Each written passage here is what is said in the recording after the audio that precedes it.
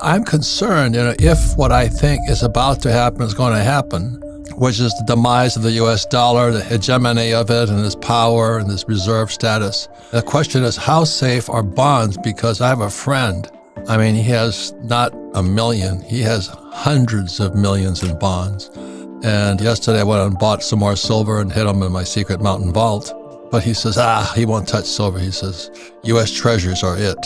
So with that question, when he's got hundreds of millions stashed in, they talked about the eyedropper of water and a football stadium. So I think that's a very good metaphor, the eyedropper of water, eyedrop of water, an entire football stadium. Because I think the last eyedrop is about to hit because that football stadium's almost filled up. This is really about the power of exponential growth. And a lot of the trends that are sort of driving the world we live in at large are exponential. And the human mind doesn't do a really good job of understanding exponentials. And that's why I came up with this analogy about the magic eyedropper in the stadium. Basically, he says, look, pick the stadium of your choice. Imagine somebody takes a magic eyedropper and walks down to the pitcher's mound and squeezes out a single drop of water right there on the pitcher's mound. And that drop of water doubles in volume every minute. So minute 1, it's 1 drop in size. Minute 2, it's 2 drops in size. Minute 3, it's 4 drops in size. Minute 4, it's 8 drops in size, right? So the question is if you got handcuffed to the topmost bleacher seat in the stadium, how long would you have to escape your handcuffs before the stadium was underwater? Most people will say, I don't know, year, months. The answer is very surprising. The answer is 45 minutes. Much less time than you think. And that's just because when it doubles, each doubling is bigger than all the increases that came before it. But the really important question is what time does that happen? And that happens at minute 40.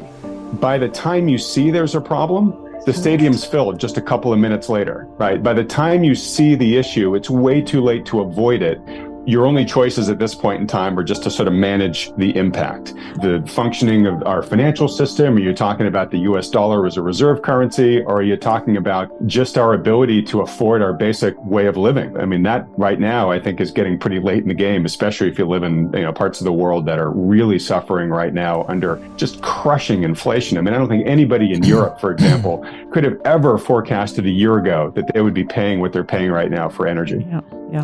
So when you look at, a lot of times in America can't see because we're a goldfish bowl. Everybody looks in, but we don't see out. And I'm looking at what happened in Sri Lanka, what's happening in Brazil, what's happening in England, what's going to happen in Germany. We can't see it as Americans. I think the goldfish bowl is a great analogy too, because goldfish really have incredibly short-term memories. I'm sitting here watching all this, and so that's why I keep thinking the eyedrop theory. Said when pitcher's mound is covered and I'm sitting in the top bleacher, how much time have I got? You're right to be looking outside because collapse happens from the outside in, right? It's the weaker players that fall first. And then those are dominoes that topple over bigger dominoes. And then it all begins to progress toward the center. And yes, we live here in our fishbowl, our goldfish bowl here in the US. We do have a lot of advantages that a lot of other countries don't have. We're likely not going to be the first one to fall. We're probably likely going to be the last one. But to find out where we are in the story, we want to look out at the periphery and see how it's doing. And as you just said, Robert, the very extreme ends of the periphery are not doing well at all, right? You've got a place like Sri Lanka that's gone into full collapse. Right? Yeah. I don't know if you saw the videos of the people storming the presidential palace.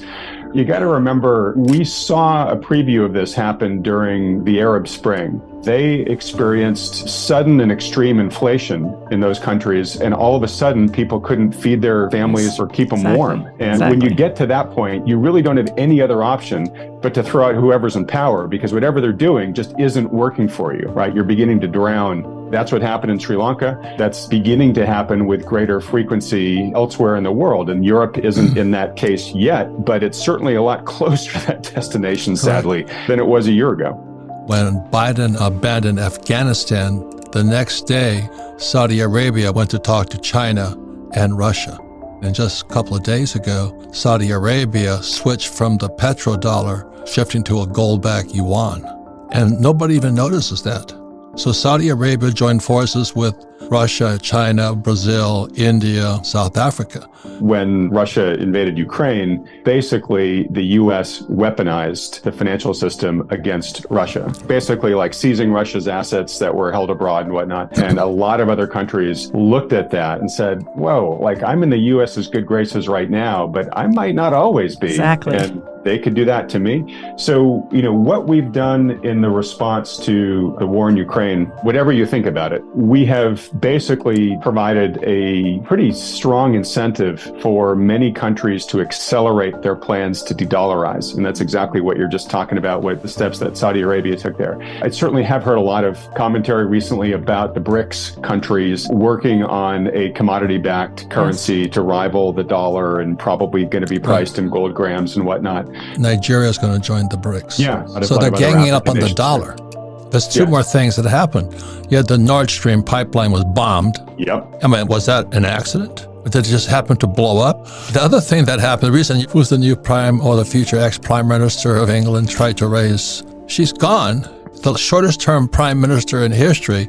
The whole bond market nearly came apart. Their pensions came apart. And then they had to bring a new prime minister in already. So all of this is happening. As you go along an exponential curve, things happen faster and faster, right? And so we're beginning to see more of these really big things that we just really couldn't have ever expected would happen. We're seeing more of these things that nobody could have seen coming, more of these sort of black swans. And of course, the more they are and the faster they happen, the more the odds of something really systemic breaking and something really bad happening obviously increases.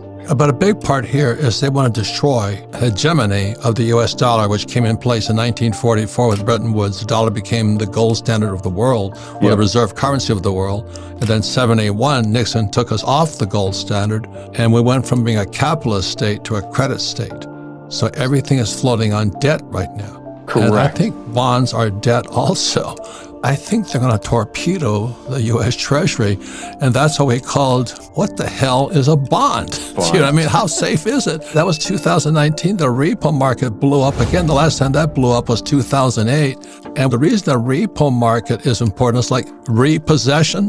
Do you know how valuable is the asset that you think is an asset? Are they going to come and repo your dollar, or would they rather repo your refrigerator? Do you know what I mean? What has more value today? In 2019, that's what blew up also. Again, how valuable is a bond? Let's start with explaining what bonds are. Then we'll get into, are they a good place to be now or not? Because the answer is, it's a little bit nuanced, and it's a sense of like something that might not be good to be in the long term might be something good to be in the near term. And I can explain why a little bit later in the conversation. But let's start with sort of what is a bond, right? Let me contrast it with what's an equity or a stock, because I think people understand that really easily. A stock is basically just a share of ownership in something, right? I can go buy a share of Apple. It's clear I don't own all of Apple Corporation, but I have 100 millionth claim in terms of the earnings that Apple owns and the assets that it has, right? I'm a part-time shareholder in this company. A bond is not ownership.